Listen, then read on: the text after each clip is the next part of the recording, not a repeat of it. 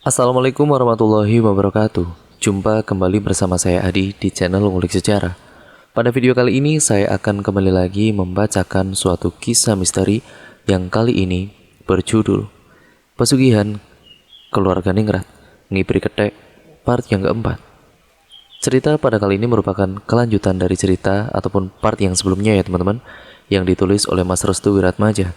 Nah, karena Mas Restu Wiratmajanya belum menyelesaikan treatnya, jadi saya akan mencicil part demi partnya sampai Mas Restu ini menyelesaikan tulisannya ya teman-teman. Dan daripada kita lama-lama, nggak usah nunggu lama-lama lagi ya teman-teman, mari kita langsung saja menuju ke kelanjutan ceritanya. Persiapkan diri kalian karena ceritanya akan saya mulai.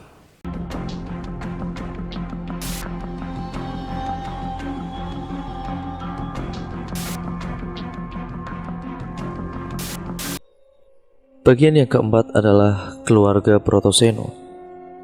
Pagi harinya terdengar huru-hara di dalam keluarga Ningrat tersebut. Mereka saling meneriaki nama Nyi Endang. Bapak dan ibuku sebenarnya sudah tahu apa yang sudah terjadi kepada Nyi Endang. Mereka juga sebenarnya sudah tahu, namun kesedihan mereka seolah-olah mendramatisir keadaan yang sebenarnya sudah diketahui keadaannya. Perlahan bapakku mendekati jasad Nyi Endang yang sudah ditutupi oleh kain berwarna putih. Bapakku ini mengangkat sedikit kepalanya sembari mengusap-ngusap bagian tengkuk dari Nyi Endang. Ketika bapakku mengusap-ngusap bagian tengkuk Nyi Endang, tiba-tiba Mas Pangarep ini memegangi leher bapakku sembari menekannya dengan kuat. "Mau kau apakan, Ibu?" Bapak hanya tersenyum. Dia tahu bahwa kematian dari Nyi Endang bukanlah kematian yang tanpa sebab. Kematian Nyi Endang telah direncanakan agar menjadi tumbal dari pesugihan Ngipri Ketek yang dijalankan oleh keluarga Ningrat ini. Aku hanya ingin memastikan apakah benar kematian Nyi Endang karena penyakit bawaannya. Namun setelah kupegang tengkuknya ada beberapa kejanggalan. Mas Pangarep makin menekan leher bapakku. Namun kemudian dengan cepat bapakku langsung mengancam Mas Pangarep. "Aku itu weruh kelakuanmu, Mas. Aku itu melihat semua kelakuanmu. Semakin dikubur, semakin tercium bau busuknya. Semakin kamu menekan leherku hingga patah, maka semakin kuat kecurigaanku terhadap praktek pesugihan yang kalian lakukan." Mas Pangarep pun segera melepaskan tangannya. Ia kembali ke tempat duduk sembari menatap tajam bapakku yang masih memegangi tengkuk Nyi Endang. Saat dimana bapakku berada dalam posisi yang dipandangi oleh banyak keluarga Ningrat, ibuku segera mendekati bapakku. "Pak, ada apa, Pak?" Pegang tengkuknya. Ibuku pun langsung memegang tengkuk leher milik Nyi Endang. Saat ibuku memegang tengkuknya, ia terkejut bukan main. Ternyata bagian tengkuk dari Nyi Endang sudah kopong atau kosong. "Cek bagian bawahnya lagi," ucap bapakku. Ketika ibuku mengecek bagian bawah tengkuk, ia merasakan hal yang sama. Bagian dari punggung Nyi Endang telah penuh dengan luka cakaran yang menggores ketiga sudut bagian yang berbeda. Pertama pada bagian belakang tangan kanan hingga ke bagian punggung. Bagian ini adalah bagian yang sangat panjang dan cukup besar. Sampai-sampai ibu juga merasakan sedikit bagian yang kasar dari tempat itu. Dan ternyata itu adalah tulang bagian punggung yang sedikit terbuka. Lalu yang kedua bagian dari rusuk kanan hingga ke rusuk bagian kiri. Bagian ini tidak terlalu lebar namun cukup jelas garis cakaran yang bisa diraba dengan menggunakan tangan saja. Yang terakhir bagian perut sebelah kanan hingga ke bagian perut sebelah kiri. Bagian ini sangat sensitif. Sampai-sampai ibu merasakan ada sedikit cairan yang keluar dari bagian tersebut dan juga memiliki bau yang sangat busuk. Lalu bapakku ini melihat bagian lainnya seperti bagian kedua tangan termasuk pergelangannya yang sudah lebam dan terdapat bekas ikatan tali yang sangat kuat. Bapakku sempat terkejut ketika melihat bagian tangan dari Nyi Endang. Dia langsung menatap Mbak Ayu dan juga Mas Pangarep karena keduanya adalah dalang dari kematian Nyi Endang itu sendiri saat ritual semalam dijalankan. Usut demi usut, ternyata ketika ritual berlangsung, Kedua tangannya Endang diikat menggunakan tali di tempat tidurnya dengan tubuh terlentang dan wajahnya menghadap ke arah kasur. Bukan hanya itu saja, penyiksaan dilakukan ketika Nyi Endang dalam keadaan bugil dan tidak berbusana sedikit pun. Dengan begitu Nyi Endang disiksa habis-habisan oleh Rojo Ketek atau Raja Monyet itu, hingga membuat 3 cakaran yang sudah membuat nyawanya akhirnya menghilang. Ibuku tiba-tiba menangis. Dia bukan menangis karena kematian dari Nyi Endang saja, melainkan dia menangis juga karena saudara-saudaranya yang berlaku kejam dalam menginginkan kekayaan terhadap ritual yang mereka jalani. "Bu, hari ini kita harus pindah," ucap bapakku. Ibuku hanya mengangguk. Hatinya benar-benar sudah sakit hati, ya karena perlakuan saudara-saudaranya yang tega melakukan ritual ngipri ketek untuk membunuh ibunya sendiri. Bapakku pun langsung membangunkan ibuku. Tidak lama kemudian datanglah banyak warga yang mendengar atas kematian dari Nyi Endang ini. Satu persatu warga tersebut memeluk Mas Pengarep, Mbak Ayu, Mbak Neneng, dan juga yang lainnya.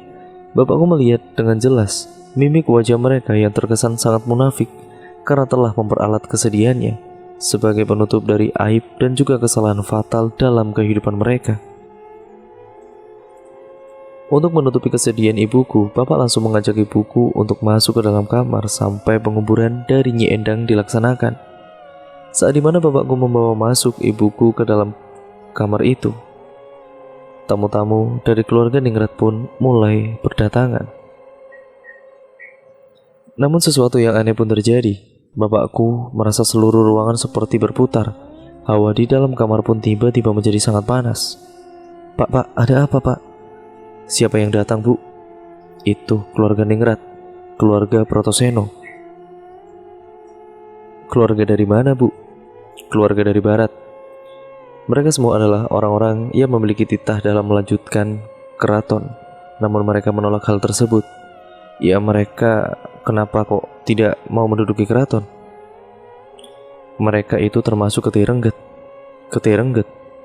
Pemilik darah kotor, pengkhianat keraton di masa lalu." Saat bapak dan juga ibuku sedang membicarakan hal tersebut, tiba-tiba Mbak Ayu mengetuk pintu kamar sembari mengatakan sesuatu dari luaran kamar. "Mas Harto, bisa keluar sebentar?" Ibu langsung memegangi tangan bapakku yang masih gemetaran ketika mendengar nama Protoseno. "Pak, bapak yakin mau keluar dari kamar dan menemui keluarga Protoseno?" "Ibu yakin keluarga itu menjadi kelanjutan dari pemegang titah keraton."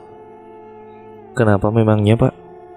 "Setahu bapak, mereka yang memiliki darah Ketirengget itu adalah mereka yang telah melanggar ketetapan keraton." "Jika memang benar seperti itu, berarti pihak keratonnya lah yang tidak setuju dengan apa yang dimiliki oleh keluarga tersebut." Tiba-tiba, suara ketukan pintu semakin besar. "Hei, Mas Harto, keluarga Protoseno ingin menemui Mas Harto." "Mas Harto dan juga Mbak Esa, bisa keluar kamar sebentar gak?" "Bu, bapak keluar dulu." Bapak pun langsung membukakan pintu kamar. Dan saat bapakku membukakan pintu, ia langsung melihat 5 orang dari keluarga Protoseno sedang terduduk di kursi, sedangkan keluarga Ningrat lainnya terduduk di lantai sambil menundukkan kepalanya. Seolah-olah derajat dari keluarga Protoseno sangatlah tinggi dan berwibawa. Bapak sempat keheranan, mengapa mereka semua melakukan hal itu? Bagaimana mungkin semuanya sangat menghormati keluarga Protoseno? Tunduklah." Brak! Tiba-tiba, tubuh bapakku langsung tertunduk dengan sendirinya. Bersamaan dengan itu, tubuh bapakku sama seperti keluarga Ningrat lainnya terduduk di lantai sembari menundukkan kepala. Bahkan, kepala bapakku sulit digerakkan seperti tertahan sesuatu hingga tidak bisa menatap dengan jelas satu persatu wajah dari keluarga Protoseno itu. "Artonegoro, darah birumu berasal dari timur, benar kan?"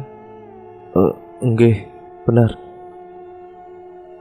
"Perkenalkan, aku adalah Angkoro, pemimpin dari keluarga Protoseno." Mendengar namanya saja, bapakku tidak bisa berkutik sama sekali. Dari ujung rambut hingga ujung kaki, bapakku merasakan hawa merinding yang benar-benar membuat bapakku tidak bisa melakukan apapun. Nyi Endang akan kami bawa ke tempat keluarga Ningrat.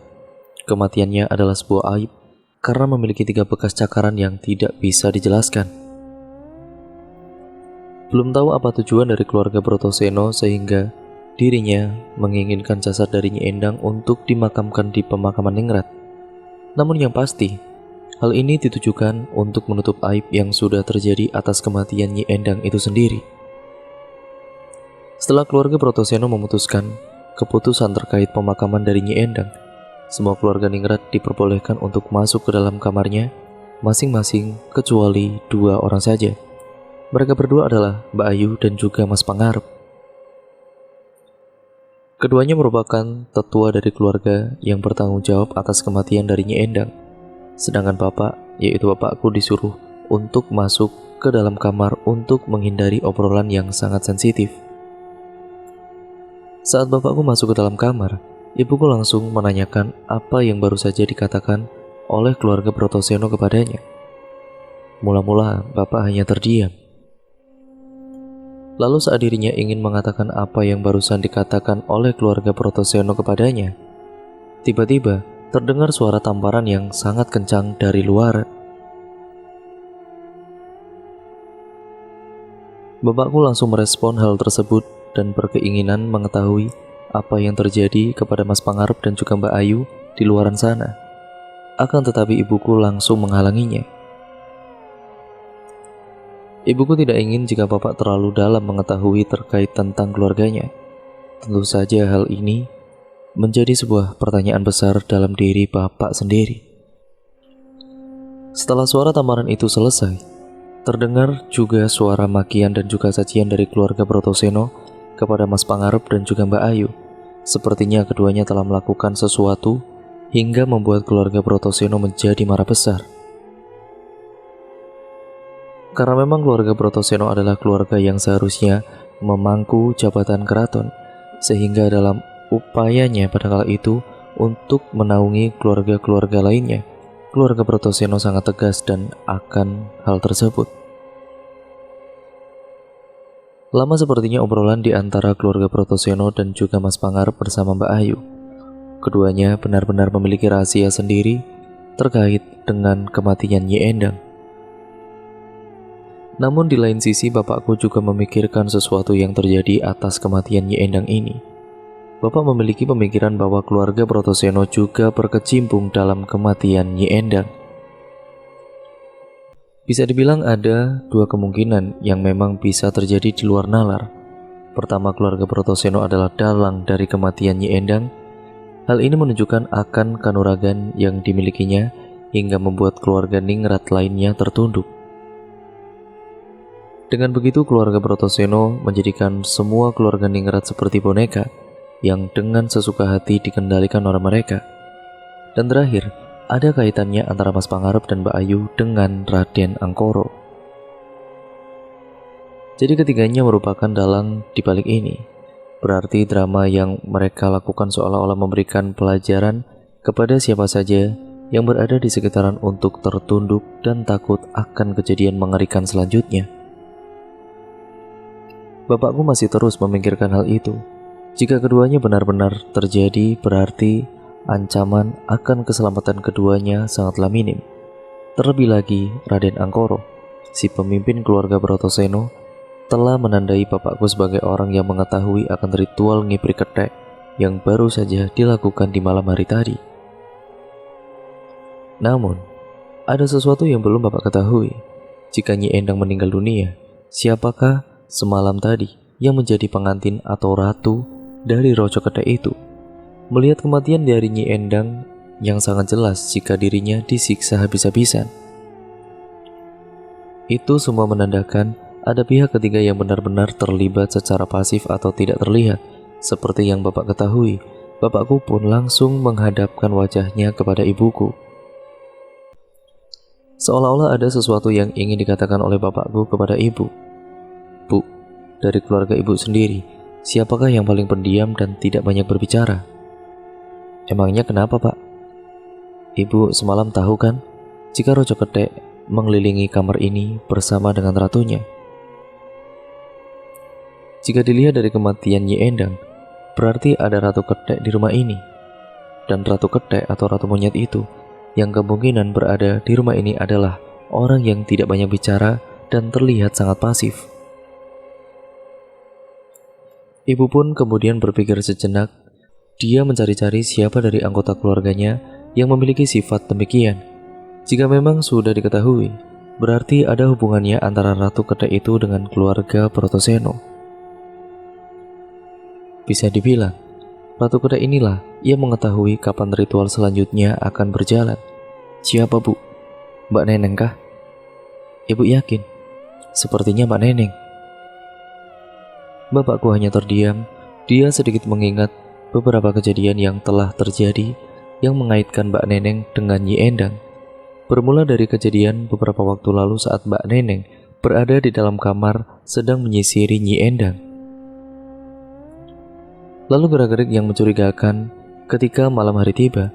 Apakah Mbak Neneng termasuk Ratu Kethek dari anggota keluarga Ningrat ini? Setelah sudah berada di ujung pikiran, tiba-tiba terdengar suara ketukan pintu dari luaran. Mbak Ayu mengetuk pintu untuk kedua kalinya. Bapak pun langsung membukakan pintu kamar dan ingin mengetahui apa yang diinginkan oleh Mbak Ayu. Mas Arto dipanggil oleh Raden Angkoro. Siap, Mbak. Bapakku langsung menuju ke tempat Raden Angkoro. Karena memang masih mengedepankan adab, bapakku tertunduk secara perlahan. Lalu, dia berjalan menggunakan dengkulnya sembari kedua tangannya itu menyentuh lantai sebagai dorongan.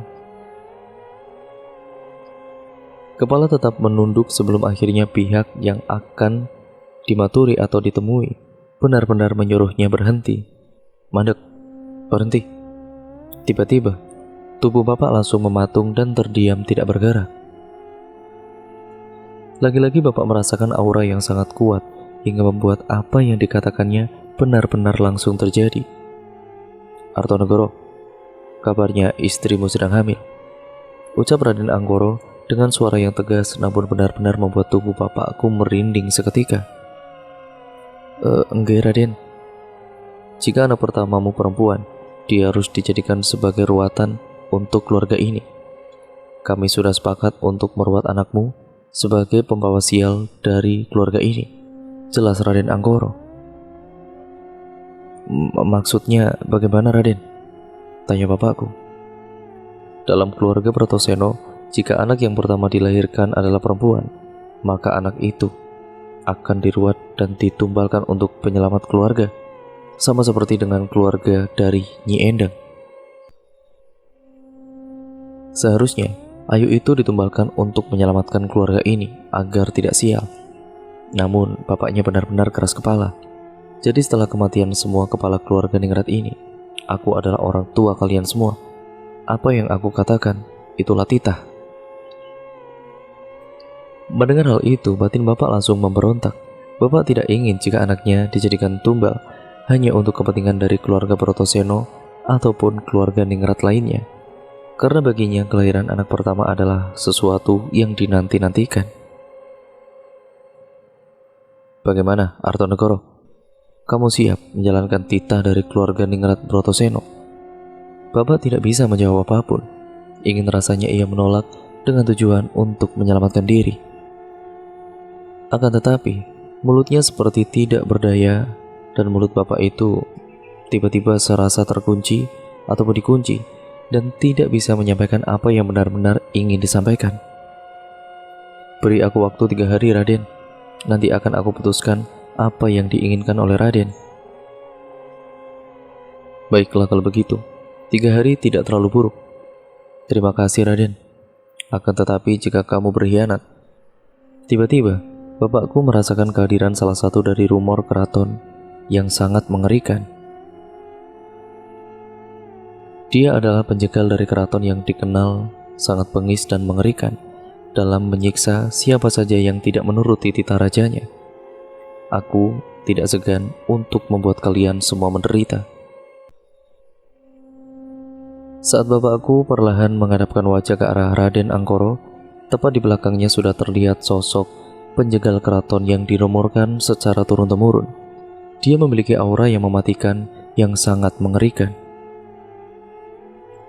Ternyata, Raden Angkoro memiliki banyak kodam penjaga yang dia ambil dari seluruh keluarganya secara paksa. Bapak pun sempat membenarkan apa yang dikatakan oleh ibu terkait pemimpin keluarga Brotoseno. Keluarga Brotoseno terkenal sebagai Trah Ketih Renggit atau keturunan darah kotor. Maksud dari Trah Ketih Renggit di sini adalah mereka yang memiliki daya dan upaya yang bisa membahayakan keraton dan mampu memecah belah semua orang-orang di dalamnya. Bersamaan dengan itu, keluarlah Mbak Neneng dari dalam kamar sembari membawakan selendang. Melihat hal itu, Raden Angkoro langsung tersenyum dan tertawa kegirangan. Dia pun mengatakan sesuatu yang benar-benar membuat bapakku terkejut. "Duh, Cahayu, awakmu wangi tenan. Sesuk kudu tak dadekke ratu yo. Duh, anak cantik, badanmu sangat wangi sekali. Besok dijadikan ratu ya." Bapak yang mendengar hal itu langsung terkaget-kaget. Jika memang Mbak Neneng belum dijadikan Ratu Kedai, lalu semalam tadi, siapakah yang dijadikan Ratu Kedai itu? Lalu mengapa Raden Angkoro mengetahui istilah ratu?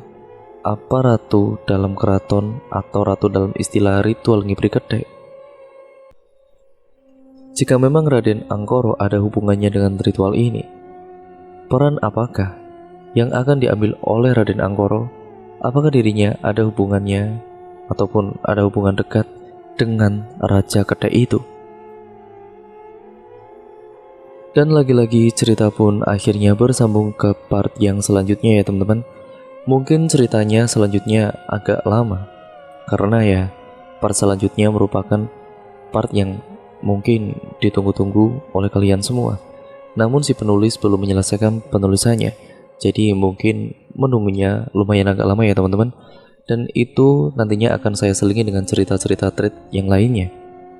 Dan terima kasih untuk kalian semua yang sudah menyimak video kali ini ya teman-teman. Nantikan kelanjutan ceritanya tetap di channel Ngulik Sejarah ya teman-teman. Jangan lupa untuk kalian like, comment, dan share video kali ini sebanyak-banyaknya, ya agar channel ini bisa berkembang menjadi channel yang jauh lebih baik lagi tentunya. Jangan lupa pula untuk kalian klik tombol subscribe serta nyalakan tombol lonceng notifikasinya agar kalian tidak ketinggalan video selanjutnya dari channel ini dan juga kelanjutan dari cerita ini ya teman-teman. Terima kasih atas perhatiannya, terima kasih yang sudah mampir ke channel ini. Sampai berjumpa di video yang selanjutnya ya teman-teman. Wassalamualaikum warahmatullahi wabarakatuh.